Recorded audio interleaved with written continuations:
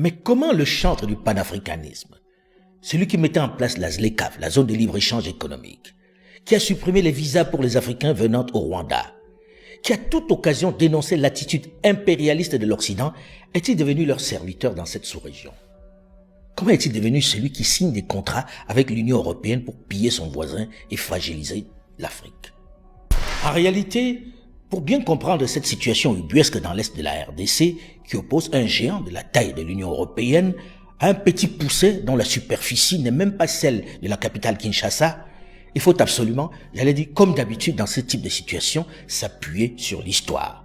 Lorsqu'en 1997, le président Paul Kagame et son homologue ougandais Yoweri Museveni choisissent Laurent Désiré Kabila pour prendre d'assaut le régime du président fondateur Mobutu Sese Seko Kuku-Bwendo Wazabanga, officiellement, l'objectif principal pour les deux chefs d'État est de sécuriser leurs frontières où se sont réfugiés un nombre important de génocidaires. Les anciens phares, les forces armées rwandaises, les fameux FDLR, mais également les réfugiés qui ont survécu au massacre dans les camps à la frontière rwandaise.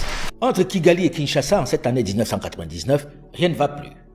Et le président Laurent Désiré Kabila, qui en a assez du comportement violent, arrogant et prédateur de ses protecteurs d'hier, ne va plus prendre les gants pour dénoncer le pillage dont fait l'objet son pays. L'idée de la rupture, le président Paul Kagame ne peut l'accepter ainsi. Pas envisageable.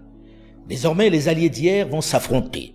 Le Rwanda et l'Ouganda vont susciter des rébellions pour s'attaquer au régime de Laurent Désiré Kabila. C'est dans ce climat que va naître le fameux M23. Les autorités ougandaises et rwandaises expliquent leur action, leur agression par le désir de sécurisation de leurs frontières. Ils accusent la RDC d'héberger les rebelles Hutus du FDLR. Il n'y a pas de rebelles.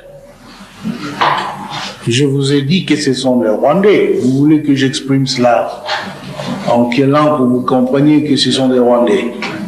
Ces messieurs ont trouvé trop de miel ici, qu'ils veulent revenir. Ils ne veulent pas quitter ce pays.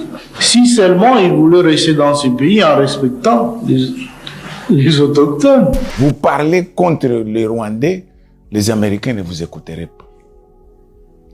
Que ce soit les ONG, que ce soit les politiques, personne ne pouvait vous écouter à l'époque. À la vérité, Kigali, pour des raisons que nous avons évoquées un peu plus tôt, bénéficie d'un soutien quasi aveugle de la communauté internationale qui manifestement préfère dealer avec Paul Kagame qu'avec Kinshasa. Paul Kagame, sous ses airs austères, méthodiques et déterminés, sait y faire. Les droits humains, c'est pas une géométrie variable. Alors, n'est-il pas temps, Monsieur le Ministre, d'aller au cœur et au fond du problème, c'est-à-dire de prendre enfin des sanctions ciblées contre le M23 et surtout contre les deux pays qui le soutiennent et l'arment depuis bien trop longtemps, à savoir l'Ouganda et le Rwanda. Et ce qui se passe aujourd'hui avec la nouvelle agression est toujours fait sous le même alibi. Le Rwanda, qui entre-temps s'était fâché avec son partenaire ougandais, s'est réconcilié avec lui. Et ils évoquent le même argument.